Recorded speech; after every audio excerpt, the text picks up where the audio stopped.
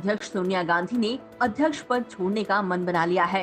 Reports के मुताबिक सोनिया ने पार्टी सहयोगियों से कहा है कि उन्होंने 1 साल के लिए अंतरिम अध्यक्ष के रूप में अपना कार्यकाल पूरा कर लिया है और अब वो पार्टी अध्यक्ष पद से हटना चाहती हैं। लिहाजा पार्टी को नया अध्यक्ष चुन लेना चाहिए। कांग्रेस को करीब से जानने वालों की माने तो पार्टी में इस समय 2 धड़े हैं, जिसमें से एक सोनिया तो दूसरा राहुल गांधी को अध्यक्ष के रूप में देखना चाहता है। हालांकि राहुल और प्रियंका भी इस बात पर जोर देते रहे हैं कि पार्टी का अगला अध्यक्ष कोई गांधी परिवार से बाहर का व्यक्ति हो। वहीं कांग्रेस के कई सीनियर नेता लगातार इस बात की मांग कर रहे हैं कि पार्टी को जल्द से जल्द एक स्थायी अध्यक्ष मिले। सोमवार को होने वाली कांग्रेस कार्य समिति की बैठक से पहले पार्टी के 20 से ज्यादा टॉप नेताओं ने सोनिया गांधी को चिट्ठी लिखी है। रिपोर्ट्स के मुताबिक नेताओं ने पार्टी के नेतृत्व और आंतरिक संकट के मुद्दे पर चिट्ठी लिखी है। सोमवार को होने वाली बैठक कांग्रेस की अंतरिम अध्यक्ष सोनिया गांधी की अध्यक्षता में होगी। सोनिया गांधी को अंतरिम अध्यक्ष बने साल भर से ज्यादा हो गया है। वहीं पार्टी में कई नेता और कार्यकर्ता लगातार राहुल गांधी को फिर से कमान देने की मांग उठा रहे हैं। हाल ही में प्रियंका गांधी ने कहा था कि पार्टी अध्यक्ष गांधी परिवार से बाहर का भी हो सकता है। ऐसे में कयास लगाए जा रहे हैं कि पार्टी को जल्द ही नया अध्यक्ष भी मिल सकता है। देश के पूर्व चीफ जस्टिस और राज्यसभा के मौजूदा सदस्य रंजन गोगोई ने उन सभी अटकलों को खारिज कर दिया है जिनमें कहा जा रहा था कि बीजेपी उन्हें असम में सीएम कैंडिडेट बना सकती है। एक न्यूज चैनल से बात करते हुए गोगोई बोले कि ना तो वो कोई राजनेता हैं और न ही उनकी कोई ऐसी अभिलाषा है। साथ ही उन्होंने जोड़ा कि उनके सामने किसी ने ऐसी संभावना भी जाहिर नहीं की है। दरअसल ये सब तब शुरू हुआ जब असम के पूर्व मुख्यमंत्री और दिग्गज कांग्रेसी नेता तरुण गोगोई ने दावा किया है कि रंजन गोगोई राज्य में बीजेपी के मुख्यमंत्री पद के उम्मीदवार हो सकते हैं। असम में अगले साल विधानसभा चुनाव होने हैं। बिहार में विधानसभा चुनाव के मद्देनजर सियासी हलचल तेज हो गई है। वहीं एलजेपी की जेडीयू से नाराजगी की चर्चाओं के बीच अब बीजेपी ने ऐलान किया है कि तीनों पार्टियां मिलकर चुनाव लड़ेंगी। रविवार को बिहार बीजेपी प्रदेश कार्य समिति की वर्चुअल बैठक में बीजेपी अध्यक्ष जेपी नड्डा बोले कि सीएम नीतीश कुमार के नेतृत्व में बिहार विधानसभा चुनाव लड़ा जाएगा। जेडीयू, एलजेपी और बीजेपी तीनों पार्टियां एक साथ लड़ेंगी और जीतेंगी। साथ ही उन्होंने कहा कि पार्टी कार्यकर्ता छोटी छोटी मीटिंग करें और डोर टू डोर कैंपेनिंग करें ताकि राज्य सरकार के काम को जनता तक पहुंचाया जा सके।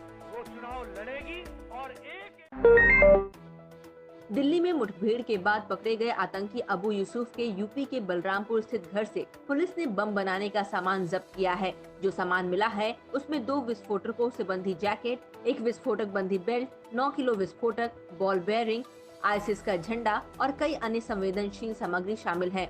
यूसुफ की पत्नी ने समाचार एजेंसी एएनआई को बताया कि उसके पति ने घर में गन पाउडर समेत काफी दूसरा सामान जुटाया था, जिसको लेकर वो हमेशा मना करती थी, लेकिन यूसुफ ने नहीं सुनी। वहीं यूसुफ के पिता कफील अहमद ने कहा कि उनका बेटा ऐसे कामों में लिप्त रहा, इसका उन्हें बेहद पछतावा है।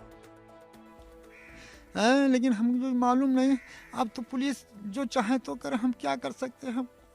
कोई अख्तियार, कोई बस की बात है। आपको अफसोस है?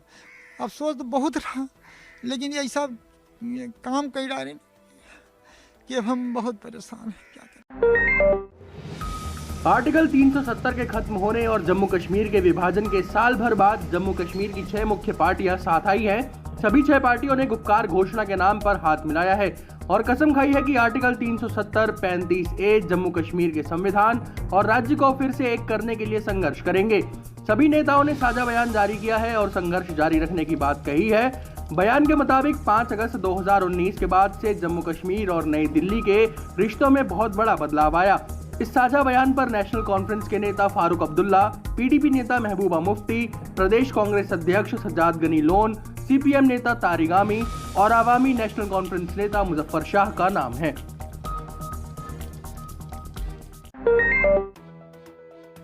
जम्मू कश्मीर में एक बार फिर आर्टिकल 370 लगाए जाने की मांग उठी है, जिसे लेकर यहाँ की सभी बड़ी राजनीतिक पार्टियों ने साथ आने का ऐलान किया है। इस बाबत घोषणा पत्र जारी करते हुए सियासी दलों ने एक सुर में दोबारा आर्टिकल 370 लागू करने की मांग की। साथ ही राज्य की पूर्व स्थिति बहाल करने की भी मांग की गई।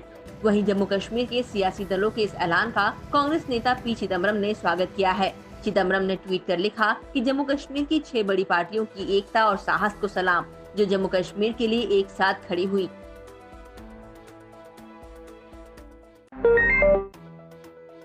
लद्दाख में सीमा पर चीन के साथ बरकरार तनाव के बीच रक्षा मंत्री राजनाथ सिंह ने शनिवार को एक हाई लेवल मीटिंग की। इस मीटिंग में एनएसए अजीत डोभाल, तीनों सेनाओं के प्रमुख समेत सीडीएस बिपिन रावत मौजूद रहे। मीटिंग में थल सेना प्रमुख नरवणे ने सेना की तैयारियों को लेकर एक प्रेजेंटेशन भी दिया।